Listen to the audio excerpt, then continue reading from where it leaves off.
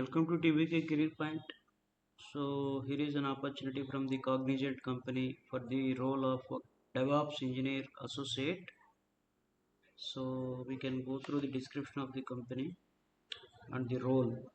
Any bachelor's degree in computer science or equivalent or higher. So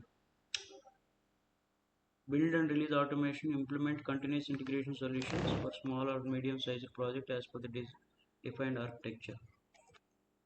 Infrastructure automation details are given. Log management solution must have skills.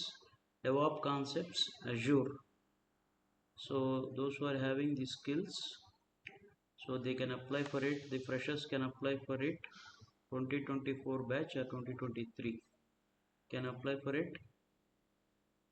The link is provided in the description box and share to your friends also, those who are in need. Location వచ్చేసి, the location of this job is Chennai.